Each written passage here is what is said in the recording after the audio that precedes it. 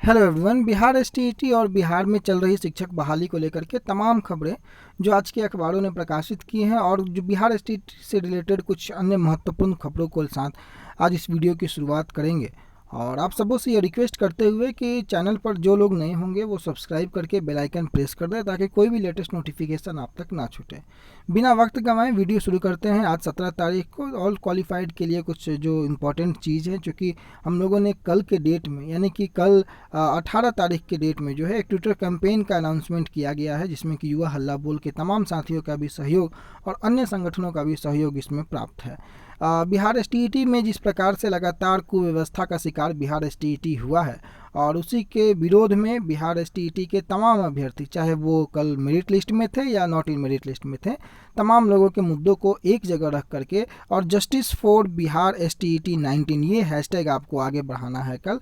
और इसमें कुछ महत्वपूर्ण चुनिंदा पॉइंटों के साथ जिसके विरोध में इसे ट्विटर कैंपेन का आयोजन किया जा रहा है और इसमें सारे क्वालिफाई कैंडिडेटों से रिक्वेस्ट है। इसमें कोई मेरिट नॉट मेरिट वाला इशू नहीं होना चाहिए, क्योंकि जो जो पॉइंट्स मेंशन किया गया है अगर उन सभी पॉइंट्सों को आप देखें तो सबसे पहला पॉइंट आप यहाँ देखें कि 12 मार्च को जो 15 में से 12 विषयों का रिजल्ट जारी किया गया, जिसमें 24,599 अभ्यर्थियों को सफल बताया गया और 21 जून को बाकी 3 विषयों का जो रिजल्ट जारी किया गया उनमें सफल अभ्यर्थियों की संख्या जो है वो 80,000 से पार कर जाती है। तो आखिर ऐसी अनियमितता कैसे होती है, इनका जवाब बिहार के शिक्षा विभाग और बिहार के माननीय शिक्षा मंत्री महोदय को देना होगा। शिक्षा मंत्री कहते हैं कि शिक्षा विभाग में पूरी पारदर्शिता है, तो एसटीईटी 19 में इतनी गड़बड़ियों के बावजूद विभाग की तरफ से अब तक कोई आधिकारिक बयान क्यों नहीं दिया गया, जहां पर सारे अभ्यर्थी चाहे वो किसी भी लिस्ट में हो, कल वो दोनों अभ्यर्थी एक दूसरे को जो है वो छला हुआ महसूस कर रहे हैं खुद को। उस दरमियान विभाग के माध्यम से कोई भी एक स्पष्ट जानकारी न देकर सारे बातों को गोल गोल घुमाया जा रहा है और विद्यार्थियों को कंफ्यूज करने के बाद सरकार खुद कहती है कि विद्यार्थियों को कोई जो है कंफ्यूज कर रहा है। तो इन सभी मुद्दों पे जो है सरकार गंभीर नहीं दिख रही है इसके विरोध में। तीसरा सबसे महत्वपूर्ण पॉइंट है कि शिक्षा मंत्रालय ने प्रेस कॉन्फ्रेंस में सारे क्वालिफाइड को नौकरी देने की जो बातें कही थी और उनके साथ प्रधान सचिव महोदय, प्राथमिक शिक्षा निदेशक और आनंद किशोर जो कि बीएसईबी के चेयरमैन हैं, सभी की उपस्थिति में यह बातें कही गई थी। और आखिर कब जो ये बातें कही गई थी तो वो कब पूरा होगा, डेडलाइन सुनिश्चित क्यों नहीं किया जाता है। चौथा सबसे बड़ा सवाल है कि सभी विषयों का जब विषयवार कट ऑफ जारी करने की बातें थीं तो जो विषयवार कट ऑफ और जो क्वालिफाइड अभ्यर्थियों की जो संख्या है वो सार्वजनिक क्यों नहीं किया जा रहा है। 12 मार्च में जो लोग क्वालिफाई किए थे 24,599, इनकी संख्या में कौन कौन से अभ्यर्थी हैं उनके लिस्ट को क्यों नहीं जारी किया गया। साथ ही साथ जो 80,402 का जो डाटा हो गया 30 जून आते आते, तो इनमें से कौन कौन से ऐसे कैंडिडेट हैं जो सफल घोषित किए गए हैं 12 मार्च और 30 जून को, तो इनकी डाटा को विभाग सार्वजनिक क्यों नहीं कर रहा है। इनमें से कौन कौन से जो ऐसे लोग हैं जो कि सिमिलरिटीज़ रखते हैं दोनों डाटा में, कौन कौन से ऐसे कैंडिडेट है जो कि पैरासूट है, इसकी जानकारी तो तभी हो पाएगी जब आपके पास सारा डाटा अवेलेबल होगा। विभाग को ये डाटा सार्वजनिक करना चाहिए, रोल नंबर वाइज, नाम वाइज, कि हाँ भाई ये कैंडिडेट हैं 12 मार्च को, ये कैंडिडेट हैं 21 जून वाले रिजल्ट में। तो अभी तक वो डाटा भी सार्वजनिक नहीं किया गया है। साथ ही साथ एक महत्वपूर्ण जो प्रश्न है कि शिक्षा विभाग जो है अपने नोटिफिकेशन में जो पीआर संख्या 373 का हवाला लगातार दिया जाता है, उस नोटिफिकेशन का उल्लंघन क्यों कर रही है, इसका सबसे पहला जवाब उनको देना होगा, क्योंकि नोटिफिकेशन के अगेंस्ट तो आप जा नहीं सकते और नोटिफिकेशन का उल्लंघन आपने ऑलरेडी कर रखा है कई बार।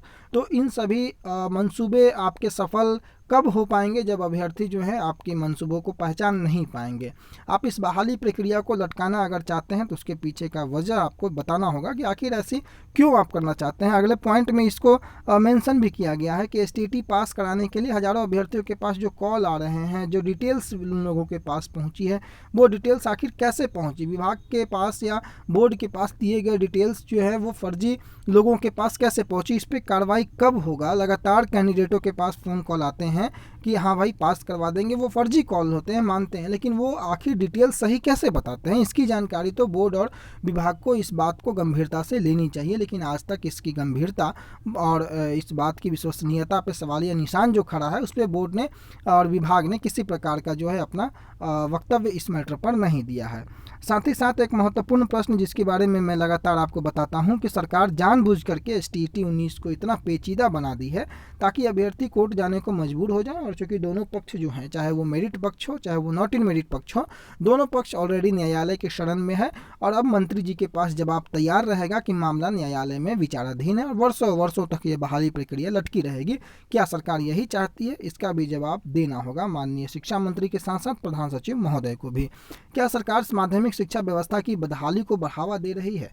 80,402 सफल अभ्यर्थी होने के बावजूद विद्यालय में शिक्षक जो है किस तिथि तक नियुक्त होंगे, इसकी स्पष्टीकरण अभी तक विभाग की तरफ से नहीं है।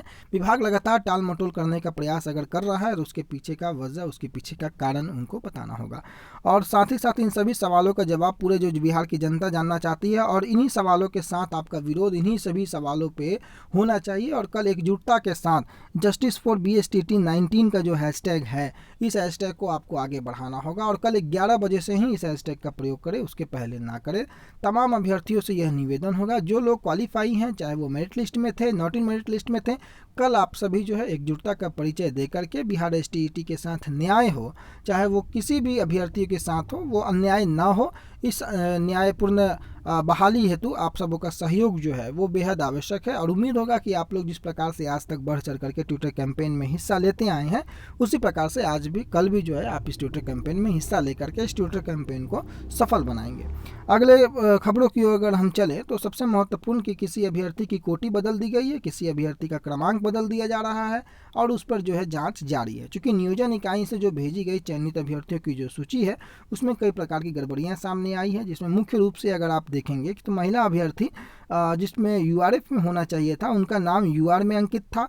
और इसी तरीके से एक अन्य नियोजन इकाई में BC की एक सीट पर 2 चयन, जो BC के कैंडिडेट थे उनके एक सीट पर 2 चयन का मामला आपको देखने को मिला है। यानी कि चयन सूची में जो लोग चयनित हुए हैं उनमें कई प्रकार की गड़बड़ियां देखने को मिली हैं। किसी का क्रमांक बदला गया है तो किसी का जो है वो कोटि बदल दिया गया है। और नियोजन इकाइयों से भेजी गई चयनित सूची में जांच जो है अब चल रहा है और उसके बाद ये सारा मामला जो है सामने आ रहा है। चूँकि रोस्टर के आधार पर चयनित सूची की जाँच में अधिकारी अब लग चुके हैं और अभ्यर्थियों के सर्टिफिकेट अपलोड करने की भी प्रक्रियाएँ चल रही हैं। तो बाकी तमाम खबरों को आप लोग इसको पॉज करके पढ़ लेंगे। मुख्य जो बातें हैं वो मैं आपको बता देता हूं। अब 12 तारीख को जो काउंसलिंग की प्रक्रिया पूरी हुई थी, 12 तारीख के बाद जो 400 नियोजन इकाई को रद्द करने की बातें, मेरिट लिस्ट को रद्द करने की बातें आई थी और सभी कई जिले पंचायत नियोजन इकाइयों से जवाब मांगा गया था। लेकिन 4 दिन के बावजूद भी जो है 6 पंचायतों ने अभी तक चयनितों की सूची उपलब्ध नहीं कराई है विभाग को। यह बेहद दुर्भाग्यपूर्ण बात है, खास करके बिहार के लिए, जिस प्रकार से शिक्षकों को नियोजन की आग में झोंका जाता है और कहीं ना कहीं नियोजन की जो स्थितियां हैं, जो फर्जीवाड़े हैं, विभाग उसमें रोकने में कहां तक कामयाब हो पाता है यह देखना होगा। हालांकि अगली जो खबर है उसमें विभाग ने एक प्रयास किया जरूर है, जो कि मैं आपको दिखा दूं कि जिला मुख्यालयों में काउंसलिंग की तैयारी और इससे कुछ हद तक जो है लगाम लगने की संभावना है। लेकिन विभाग इसमें कहां तक सफल होता है यह देखने वाली बातें होंगी। चूंकि राज्य में प्रारंभिक शिक्षक अभ्यर्थियों का पहला चरण में 400 पंचायत नियोजन इकाइयों को जो है काउंसलिंग और मेधा सूची रद्द कर दी गई है और उन अभ्यर्थियों की काउंसलिंग जो है अब जिला मुख्यालय में कराने की तैयारी की जा रही है। साथ ही साथ शिक्षा विभाग जो है यह भी तय करने जा रहा है कि दूसरे चरण की जो काउंसलिंग प्रक्रिया है वह भी जिला मुख्यालय में कराई जाए और इसके लिए जिलों से सुझाव मांगे गए। शुक्रवार तक लगभग सभी जिलों ने जो है पंचायत नियोजन समिति की जांच की रिपोर्ट नहीं आई थी और अब अगली बैठक जो है वो सोमवार को होने वाली है। उसमें जिलों के जो सुझाव आएंगे उसके बाद शिक्षा विभाग एक निर्णय पर पहुंचेगा और जो कार्रवाई का आदेश विभाग देगा, यदि इस प्रकार से आदेश विभाग का आता है उस हिसाब से जो है आगे की क्रियाकलाप या आगे की गतिविधियां जो हैं वो तय की जाएंगी। लेकिन जिला मुख्यालय में अगर काउंसलिंग की बातें हो रही हैं तो यह कुछ हद तक जो है ये जो भ्रष्टाचार या जो करप्शन का मामला आता है सामने, फर्जीवाड़े का मामला आता है सामने, उसमें कुछ हद तक लगाम जो है वो जरूर लगने का काम होगा।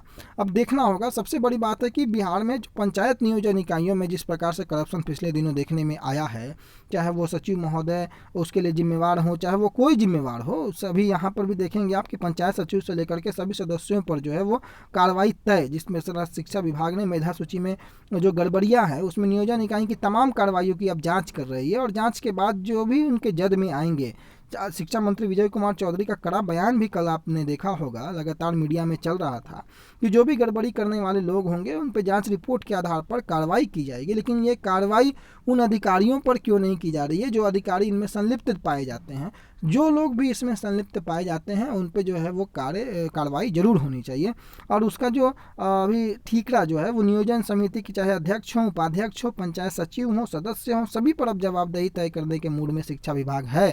और ये काफ़ी बेहद सही कदम है, क्योंकि जो भी किस प्रकार के फर्जीवाड़े में अगर लिप्त पाया जाता है तो उन पर कार्रवाई बिल्कुल होनी चाहिए। बिहार के भविष्य के साथ जिस प्रकार से खिलवाड़ करने का जो प्रयत्न लगातार हो रहा है, सरकारी अमलों के माध्यम से हो चाहे जनप्रतिनिधियों के माध्यम से हो, तो उन पर किसी प्रकार का जो है उनको बख्शा नहीं जाना चाहिए। अब देखना है कि जिला मुख्यालय में काउंसलिंग की जो तैयारी है वो किस हद तक सफल हो पाती है, आने वाला समय बताएगा। लेकिन अगर ऐसा होता है तो अभ्यर्थियों के हित में कुछ हद तक एक सही खबरें हैं, कुछ हद तक उन्हें जो है हर पंचायत नियोजन इकाई में जाने से जो है एक बचाव भी होगा और उनके हितों की रक्षा भी होगी।